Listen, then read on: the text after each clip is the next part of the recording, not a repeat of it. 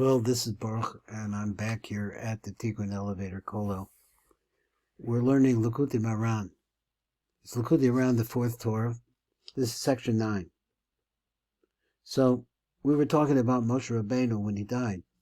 He died opposite Peor. Peor is the symbol of incest, the symbol of sexual abandonment.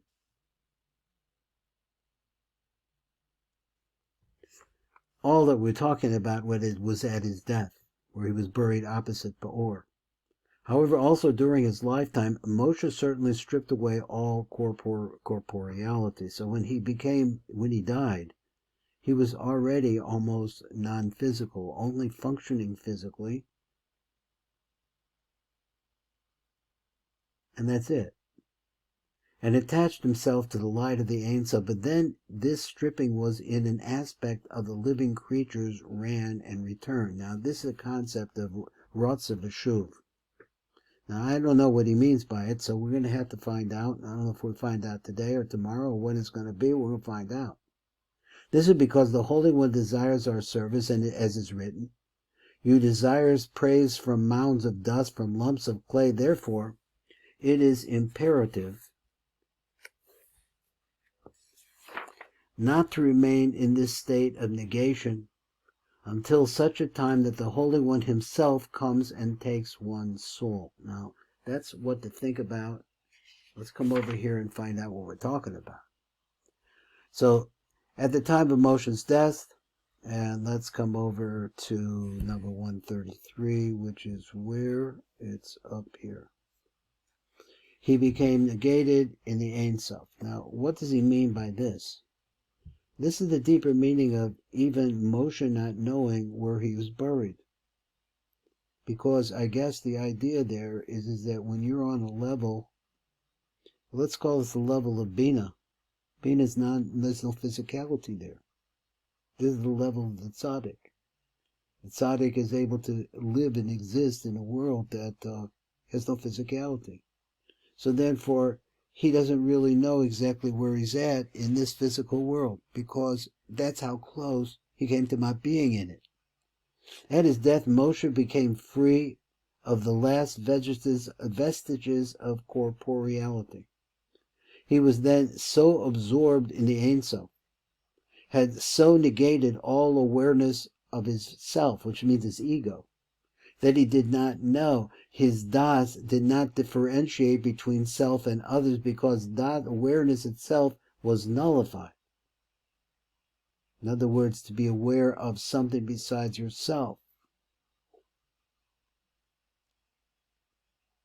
And that he loses that.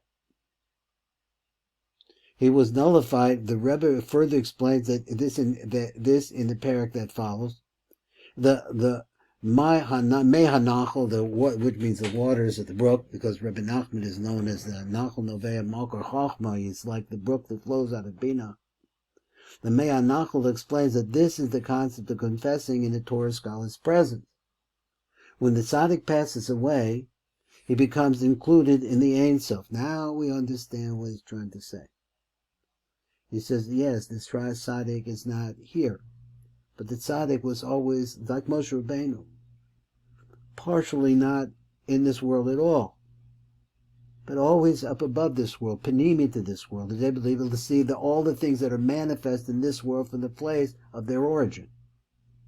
But even before that, when a person confesses in front of a Torah scholar, that Torah scholar negates himself in the Ein Sof. That's what it means. So you have somebody come before you and you look at them and you see how they're dressed and this. These are differentiations that are physical. Somehow you would have to be able to come to a level in which you just see the God. You just see the nothingness in which we all exist and see that person. At that point, he too is absorbed in the level where there is no differentiation between kindness and judgment, as the Rebbe goes on to explain. When the tzaddik emerges from this level, he too understands whatever happens is for the best. That all is one. Now back to the idea that the bad things are actually good things, to be able to come to see that. That is what one can see when the Malchus, that is the level in which the tzaddik begins his journey upwards, is allowed to bring himself to the level of Bina, and be able to see that before there was a right and left, before there were differentiations in male and female, he had come to that. The verse thus translates in our text as follows. God buried him in the valley because Moshe so totally negated himself in Ein Sof in the land of Moab. He was able to rectify Malchus opposite Beit Peor, and by rectifying Malchus, in other words, getting rid of the illusions, and you're talking here, let's face it, you're talking about sexual illusions, which is all over the world all the time. He says in the land of Moab, he was able to rectify Malchus opposite Beit Peor, and by rectifying Malchus, Moshe dismantled and destroyed the negative letter combinations. No man knows, even Moshe did not know. This is what the Rebbe says. Moshe was able to do this because he had ascended to the highest levels possible, the Kesser, where is no form of physical matter. There's nothing there. And we're all is one, and we're all is one, and Das awareness itself is nullified because there is nothing to look at, to be aware of. The Parparatha Chochmah shows how this relates to Yehuda. Who is Yehuda? Yehuda is really the aspect of Malchus. So Yehuda, of course, is the progenitor of David HaMelech. The Talmud teaches that Yehuda merited Malchus for a number of reasons. Because he confessed to his relationship with Tamar, because he humbled himself before Yosef, because of the self-sacrifice the tribe of Yehuda displayed at the Red Sea. So you have to look into that, it's a Tosefta. These concepts are all found in our lesson as aspects of Malchus. That confession elevates Malchus. So he wants to say it's a strong thing. He says is that the confession and praying to the tzaddik, who is really, he's saying over here in the Rebbeinu Kodesh, Rebbe Nachman is really, at a level of Kesser. So this is a level of confessing to the tzaddik if you can picture the direction that you're trying to go. But the confession's a part. Confession elevates Malchus. The ultimate source of Malchus is humility. And repentance by which Malchus is elevated to its source is accomplished through self-sacrifice. How do you do that? Negating oneself entirely in the Ein Sof. To realize that keep working on yourself and keep trying. To realize that there's only an Ein Sof. We are like a temporary blip on the map, and that's because we are not really completely, totally attached to him. With this, we can better understand the blessing that Yaakov gave Yehuda. He says that Yehuda, your brothers, Yodu, will praise you.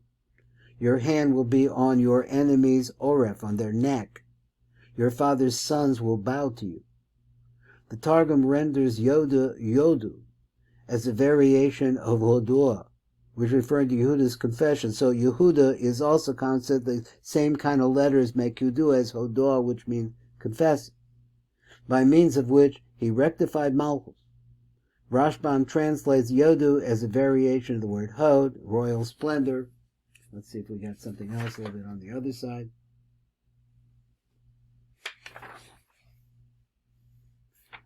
Alluding to Malchus. This is the import of the term Yodu. The brothers recognized him as their leader, and because Yehuda merited Malchus, Malchus means being in control of all of the elements that are coming from up above. He is able to subdue his enemies. Your hand will be on your enemies, on their oref, on their necks. As the Ari points out, oref corresponds to Peor. It's also the letter of Peor. I thought he was going to say Paro, because it's also the letters for Paro. By rectifying Malchus, Yehuda was able to overcome the negative letter combinations. This is Baruch Fleischman, and that's a shir here on the Tikkun Elevator Call Out.